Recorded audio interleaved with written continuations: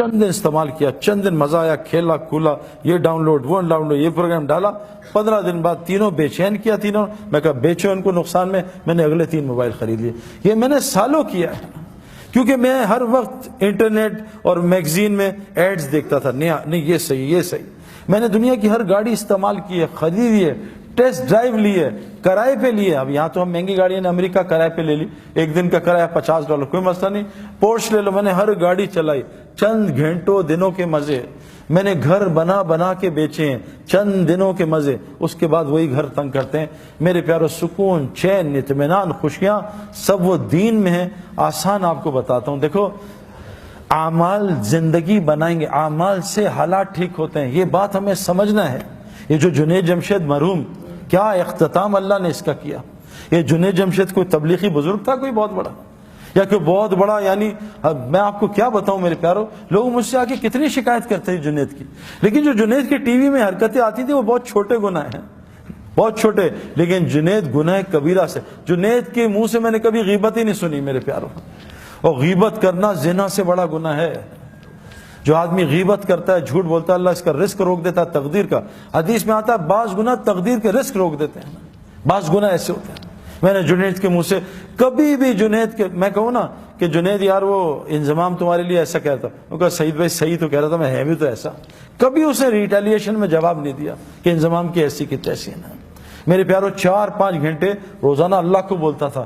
جو مخلوق میں اللہ کو بولے گا، پھر دیکھو اللہ اس کا مخلوق میں کیسا موت پہ اس کا تعارف کراتے ہیں. اگر اللہ اس کا تعارف یہیں شروع کر دیتا، وہ تو پھٹ جاتا، پاگل ہو جاتا، پتہ نہیں کسی غلط لائن پہ چلا جاتا. اللہ نے پوری دنیا کو دکھایا، دیکھو یہ ناچنے گانے والا تھوڑے دین پہ تھا، تھوڑے دین پہ. میں اور جنید جمشید، ہمارا دین تو کمزور ہے. ہمیں کتنے سال ہوئے ابھی، کچھ بھی نہیں. کبھی ہم یہاں غلطی، کبھی وہاں غلطی. جیسے بیٹسمین ہوتا ہے نا، نیا کبھی سلپ میں آؤٹ، کبھی ادھر آؤٹ.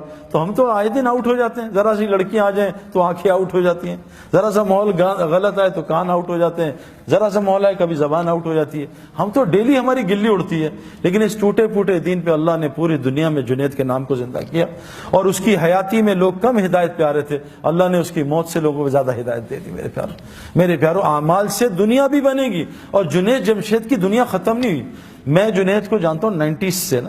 جنید کیا صرف پاکستانیہ میں جو اردو جانتے ہیں، جنید کو ویسٹ میں مشہور تھوڑی آدمی تھا. ہمارا تو انٹرنیشنل سپورٹس ہے، انگلینڈ، آسٹریلیا، ہر جگہ انضمام الحق کا نام بہت زیادہ ہے، کیونکہ انٹرنیشنل سپورٹس ہے نا. یہ تو نعت اور یہ گانے تو سب پاکستانی اور جو اردو جانتے ہیں. لیکن میرے پیارے دوستوں کو، اللہ نے اس کی آخرت بھی بنائی، اور دنیا اللہ نے اس کو وہ عطا کی جو جنید کی سنگنگ میں اس نے خواب بھی نہیں دیکھا تھا. 100 سے زیادہ دکانیں تو اس کی پاکستان میں ہیں. حج پہ جاؤ تو جے جہاں جاؤ جنید جمشید. جنید جمشید کو شوق تھا، وہ دعا مانگتا تھا اللہ میرے پوری دنیا میں نام مشہور کر دے، اور میرا موت پہ بھی نام مشہور کر دے. دیکھو جب انسان اللہ کا کام کرتا ہے نا، پھر اللہ اس کا کام کرتے ہیں. جنید جمشید ایسے بیٹھا شب جمعہ میں چترال میں بیان کر رہا تھا. بیان کر کے ایک دم رک گیا، پتہ نہیں کیوں رکا. کہتا بھائی میں دعائیں کراؤں گا اپنے لیے، یہ سارا مجمع میری دعا کرے. تو جنید جمشید نے ایک دعا کی کہ اے دعا کرو، اے اللہ مجھے اپنے رستے کے شہادت کی موت دے.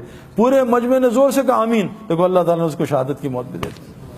میرے پیارو، اللہ ہمارے کام کرے گا اگر ہم، دیکھو کیا کہا، عجیب بات کہ اے ابن عباس تو اللہ کے دین کی حفاظت کر، جب 24 گھنٹے اللہ کو اپنے ساتھ پائے گا. اے ابن عباس تو اللہ کے دین کی حفاظت کر، اللہ تیری حفاظت کرے گا. میرے پیارو، ہمارے اعمال ہمارے حالات ٹھیک کریں گے. اللہ کی قسم پوری دنیا میں حالات خراب ہیں، پوری دنیا میں حالات اور دن بدن خراب ہو رہے ہیں. اگر ہم اعمال پہ نہ آئے، اب تو اللہ نے یہ میڈیا پہ اتنے لوگ آ گئے ہیں، یہ مشتاق احمد، یہ انضمام، یہ ہاشم معاملہ اپنے ملک کا سب سے عزت والا سٹیزن ہے. مجھ سے لمبی داڑھی ہے اس کی میرے پیارو. اور میں جب ساؤتھ افریقہ گیا ڈربن میں، تو میں نے ہاشم کے، جب میں وہاں ادھر میری بات تھی، اس میں 90% نان مسلم تھے. تو ہاشم ابھی بھی جہاز سے اترا تھا انڈیا کا ٹور کر کے، 1.5 مہینے کا سفر کر کے. تو موبائل آن ہوا تو اس کے دوست نے کہا کہ تمہیں گھر چھوڑوں، تمہارے بیوی بچے آئے ہوئے. کہتے ہیں اور یا سعید انور کا وہاں بیان ہے اسٹیڈیم میں، وہاں جاؤ گے؟ کہا میں آ رہا ہوں، بیوی بچوں سے مل کے بیان سن کے پھر گھر جاؤں گا. وہاں آیا، بھائی جنید بھی ملے، اس نے بات سنی. تو میں نے اس کے جو کرکٹرز تھے نا، اس سے پوچھا کہ ہاشم، تم سارے نان مسلم، ہاشم کا کیا افیکٹ ہے تم پہ؟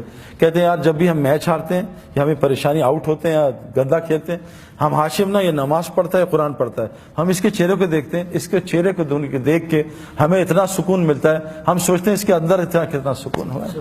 ہم سکون کے لیے تو سب کچھ کر رہے ہیں. او بھائی مسجد مچھلی کا سکون پانی میں، مسلمان کا سکون مسجد میں، یہ کہاں باہر تلاش کر رہا ہے؟ وہ عارضی سکون، ٹیمپرری، نشہ کیا ٹیمپرری سکون، پھر پریشانی، دوائی کھائی نیند کی ٹیمپرری سکون، پھر پریشانی، یہ سب آرٹیفیشل ہے۔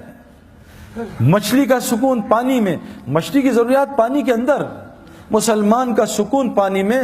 مسلمان کی ضروریات کا تعلق مسجد کے اعمال کے ساتھ ہے، باہر نہیں ہے۔ مسجد کے اعمال، باہر کی محنت سے بستر آئے گا، نیند نہیں آئے گا۔